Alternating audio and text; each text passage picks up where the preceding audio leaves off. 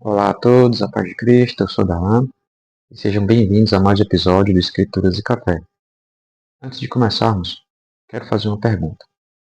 Você já teve a impressão de que quanto mais as pessoas falam sobre espiritualidade, menos elas parecem conhecer a palavra de Deus? Ou que às vezes a emoção acaba ocupando o lugar da verdade? Se essa pergunta faz sentido para você, fica comigo até o final, tenho certeza de que esta conversa pode fortalecer sua caminhada com Cristo e renovar sua esperança.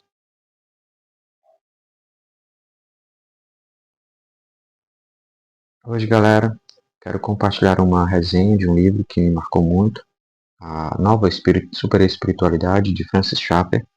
Sinceramente, esse é um ensaio que eu acho muito necessário para todo cristão ler, mesmo que tenha sido escrito há 50 décadas, ele é bem contemporâneo. Tudo que ele traz aqui é bem relevante para que possamos entender a igreja e a situação da cultura hoje. Mas primeiro, eu vou explicar quem foi Francis Schaeffer. Ele foi um escritor, teólogo, filósofo e pastor presbiteriano nascido nos Estados Unidos. Tornou-se um dos maiores pensadores cristãos do século XX por sua capacidade de dialogar com a cultura sem abandonar a fidelidade às escrituras. Juntamente com sua esposa, Edith, fundou a comunidade L'Abri, na Suíça, um lugar que recebia estudantes intelectuais e pessoas de diferentes partes do mundo para conversar sobre as grandes perguntas da vida à luz do Evangelho. Sua marca sempre foi mostrar que o cristianismo oferece respostas verdadeiras para as questões mais profundas da existência, unindo amor, razão, piedade e compromisso com Cristo. Sobre o livro, em A Nova Superespiritualidade, Schaeffer mostra como a sociedade ocidental, especialmente a cultura americana e europeia, completou um ciclo sem perceber. A geração de jovens inconformados, muitos de lares cristãos da década de 60, conhecido como Anos Rebeldes, eles rejeitaram o materialismo e a superficialidade de seus pais e acabaram assim, se tornando exatamente aquilo que criticavam. Muitos jovens perceberam que a busca por riqueza e conforto não respondia às grandes perguntas da vida e iam atrás de respostas. E, infelizmente, ouviam apenas: você só precisa crer. Faltava diálogo, faltava profundidade, faltava realmente amor pela verdade. Então, como muitos não encontraram respostas sólidas, uma parte abraçou o misticismo oriental, o transcendentalismo, a cultura das drogas e outros seguiu o caminho da espiritualidade que colocava a experiência acima da verdade. O que é comum nos dois grupos é a negação da razão, o anti-intelectualismo. Segundo Schaeffer, essas ideias tinham origem numa mistura de misticismo, ocultismo e até influência demoníaca. Ele traz um alerta importante sobre isso. É muito fácil nos tornarmos aquilo que criticamos, se não permanecermos firmados nas Escrituras. E diante disso, como reagiu a Igreja Evangélica? Schaeffer olha para aquele movimento de contracultura dos jovens e faz uma observação genial. As pessoas não estavam procurando verdade, estavam procurando experiência. Aí ele também dirige um olhar para a igreja, um olhar amoroso, mas muito sincero.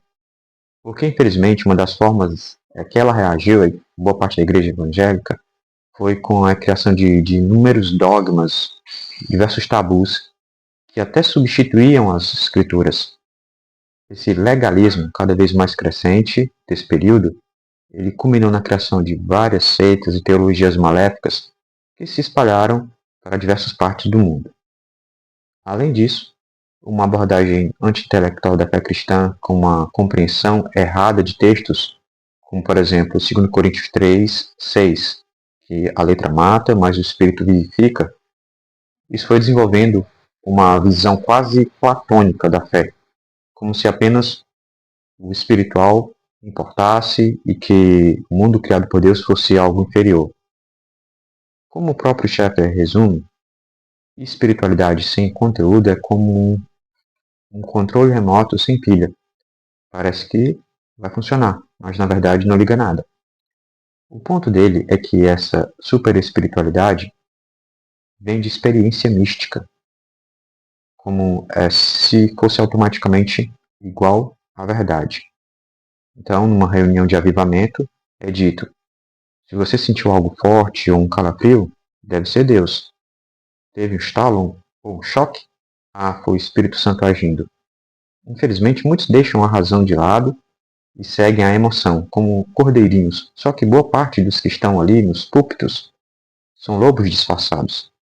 E até crentes de coração sincero aceitam sem perguntar, sem investigar na palavra, como exemplarmente faziam os cristãos de Bereia. E em muitos movimentos, especialmente no neopentecostalismo, que é analisado também no livro, a experiência passa a ocupar o lugar do conteúdo bíblico.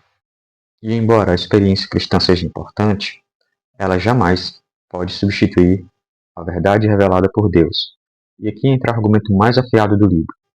Toda experiência mística de qualquer religião pode ser genuína como experiência, e ainda assim ser falsa como explicação da realidade. Em outras palavras, a intensidade emocional de uma experiência não serve como prova de que ela representa a realidade objetiva, porque experiências contraditórias entre si não podem ser todas verdadeiras ao mesmo tempo, e a experiência de um irmão pode até servir de testemunho, mas nunca como base para a conversão de ninguém. É algo pessoal, individual. Schaeffer, ele não está dizendo que essas pessoas são todas incrédulas e não serão salvas. Pelo contrário, muitos podem só estar ainda perdidos e depois de iluminados enxergar a verdade. E essa fome pelo transcendental que muitos sentem é válida sim. O problema está em aceitar qualquer prato só porque tem cheiro bom, sem perguntar do que é feito.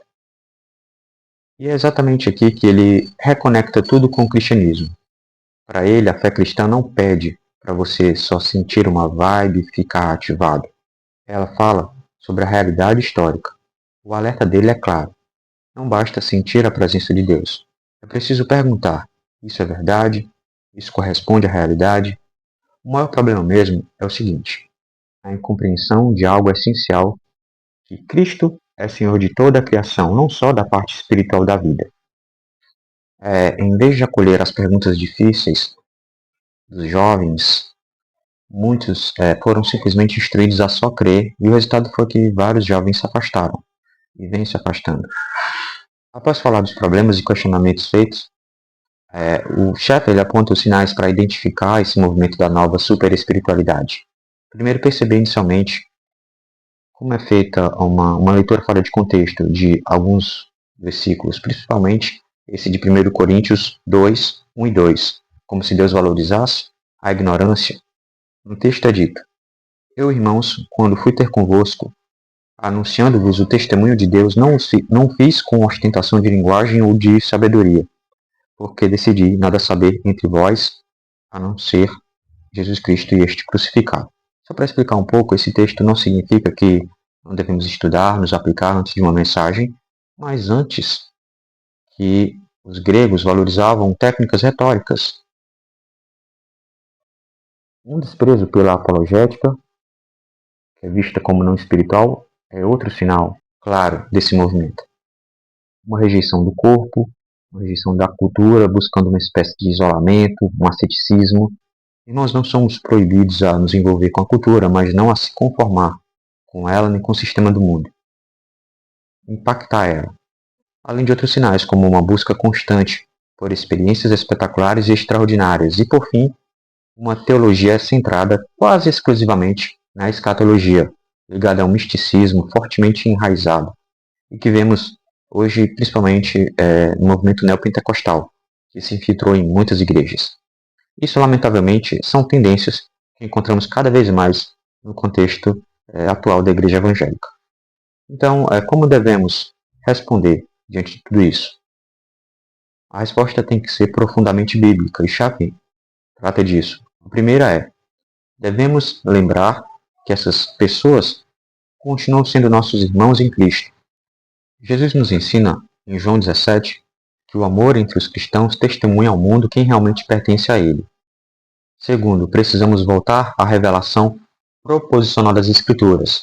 Nossa fé ela não está baseada apenas em sentimentos, mas na verdade revelada por Deus. Também devemos colocar nossas liberdades sob o senhorio de Cristo. Terceiro, precisamos orientar os novos convertidos a encontrarem igrejas que sejam saudáveis, tanto na doutrina quanto na vida comunitária. Doutrina e amor caminham juntos. Verdade e graça caminham juntos. E quarto, esse é talvez o mais desafiador, não podemos reagir de forma exagerada. É difícil encontrar esse equilíbrio, eu sei. Não é sobre condenar quem caiu nesses excessos. É sobre convidar com paciência e amor para uma fé mais plena de mente e coração. A resposta cristã adequada não é evitar a doutrina, mas colocá-la na estrutura cristã correta. Enfatizar de forma equilibrada a espiritualidade. O cristianismo não é só intelectual, não é só responsabilidade cultural. O cristianismo é, antes de tudo, a realidade da comunhão com Deus na vida presente. Por isso cabe a nós tomar a iniciativa de afirmar que a mente pertence a Cristo e que o homem, por inteiro, mente, corpo e espírito, deve vir a Ele. Se Cristo é verdadeiramente Senhor de toda a criação, então devemos amá-lo de toda a alma, de toda a força, de todo o coração e também de todo entendimento, como ele ensina em Marcos 12:30. Então, é por isso que eu recomendo esse livro de 1972, A Nova Superespiritualidade. Considero uma leitura indispensável para todo cristão, para quem realmente se importa com a igreja contemporânea e apesar de alguns exemplos serem antigos, ele continua impressionantemente relevante. É explicado aqui que aquele idealismo dos anos 60 rapidamente foi substituído pelo hedonismo, a busca do prazer pelo prazer, e também por uma espiritualidade sem fundamento. Então, resumidamente, no livro é mostrado a mudança cultural que afastou muitas pessoas da verdade. A igreja, em muitos momentos, falhou em responder aos desafios intelectuais. Temos um anti-intelectualismo que abre o espaço para experiências superficiais e que os cristãos são chamados a amar a Deus também com a mente e a servir a sociedade sem abandonar a fidelidade bíblica. No fim das contas, Shepard não está escrevendo contra a espiritualidade nem contra a experiência com Deus. Ele escreve contra a ideia de que sentir substitui pensar e de que qualquer experiência forte já é prova de verdade. A mente e o coração pertencem a Cristo, os dois juntos, sem escolher um e abandonar o outro. O grande alerta dele ecoa até hoje. Quando abandonamos a verdade das Escrituras em favor apenas das emoções, corremos o risco de trocar o cristianismo bíblico por um misticismo disfarçado de fé.